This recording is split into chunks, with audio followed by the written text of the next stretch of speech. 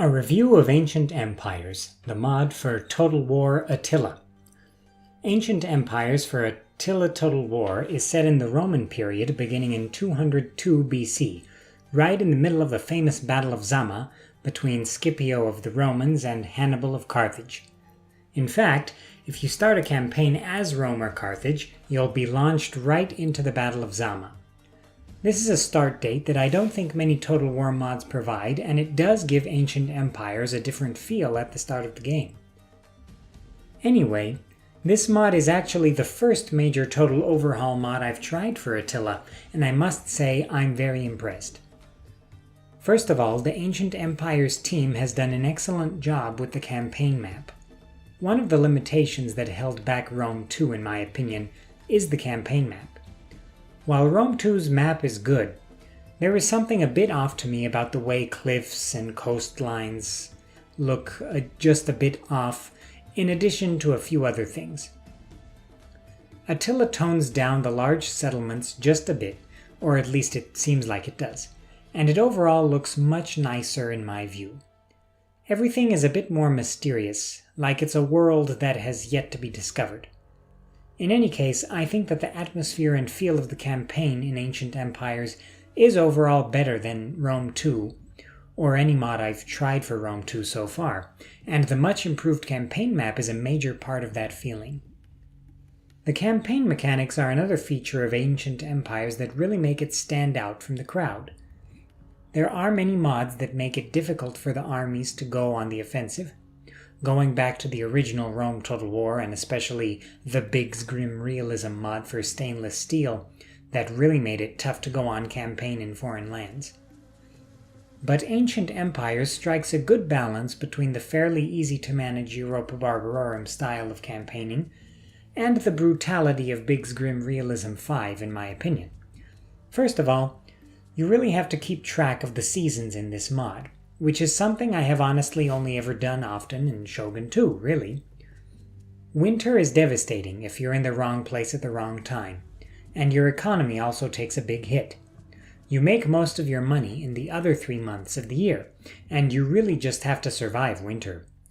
It really adds a dynamic factor to the campaign that isn't really present in many other mods and gives Ancient Empires a distinct feel. Your income, the stability of your kingdom, it can really fluctuate throughout the course of the year. This is made more interesting by the random events that can occur. Some seasons can feature unseasonal conditions that can either really benefit your kingdom or hurt it. You can have a cold spring that really takes a toll on food and income, or you can have a better than usual one that gives you a better surplus. Regardless, you really have to manage your economy well in this game. If you mismanage something, such as your food supply, or just manage it well enough so that you have the minimum required food or income to sustain your armies, I assure you that you will have unseasonal conditions that negatively affect your kingdom and armies at the worst possible time, giving your enemies the advantage. Conquering settlements and provinces has been made much more difficult in Ancient Empires, and it really adds to the immersion in my opinion.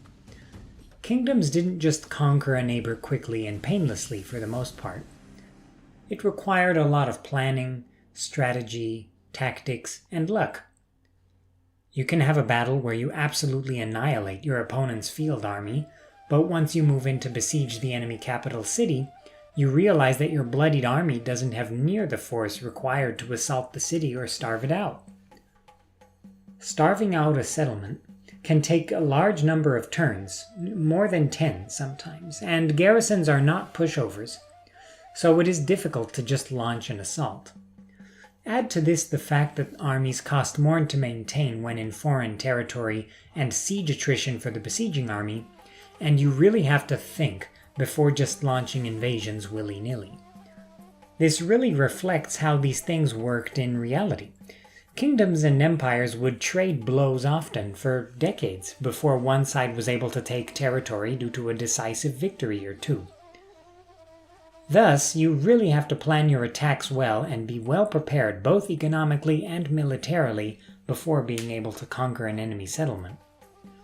In terms of the look of the game, of course there are quite a few things that the Ancient Empires team can't change due to the Total War Attila engine. However, they managed to really change up quite a bit, including unit icons, building icons, some of them being from the original Rome Total War, repurposed and looking great, and various other elements. In terms of the playable factions in the game, I have to say that the Ancient Empires team has done a great job with pretty much all of them. Every faction has a unique technology tree and unique units, which really adds to the immersion factor in the game. It is just excellent when you see a kingdom like Media Atropatene, which is one of the interesting and overlooked factions made playable in the mod, fielding an army composed mostly of Median units, rather than generic Eastern or generalized Iranian troops. It makes my heart feel good. There is a wide selection of factions to choose from all over the map, and from pretty much every culture, so you will find interesting factions all around the map. The minor factions are also very well done, and several minor factions that were left out of Rome 2 due to the way its provinces were divided, such as the Kingdom of Sopene or the Kingdom of Comagene, are included, to the delight of people who know where those kingdoms are and care about them. A note about performance. A lot of people have issues with performance in Total War Attila and its mods, claiming that even with NVIDIA GTX 2080 desktop version, that they can barely get 25 or 30 frames per second in the game. While the game does have its optimization issues and it is a bit heavier than Rome 2, it seems, I am running a mobile version of the NVIDIA GTX 1050 with an Intel Core i5-7300HQ laptop processor, and I am getting around 30 frames per second. For a lot of people, including myself, Rome 2, at least in its vanilla form, and especially at launch, was a game that lacked flavor, atmosphere, and style just a bit. While I still like Rome 2 a lot, especially now after all the patches and with all the mods available, and I will be making content about Rome 2 and its mods soon, its limitations and poor launch do leave a bitter taste. When Attila Total War first came out, I was actually too busy at the time to spend much time with it aside from a campaign or two, but I did enjoy what I played of it. When I recently saw that a mod with a campaign set in 202 BC was in development for Attila, I had to jump on it. And I'm glad I did. Ancient Empires is an excellent mod focused on good gameplay and historicity based on the pretty advanced Attila engine, which has a lot to offer that Rome 2 doesn't. If you were a fan of the original Rome Total War and felt a bit let down by Rome 2, I urge you to give the Ancient Empires mod for Attila Total War a try. It's a fresh take on the period and deserves your attention. You can find a link to the Discord of Ancient Empires in the description below. Well done, Ancient Empires team! Stay tuned for more content on Ancient Empires and other excellent Total War mods. Thanks for watching!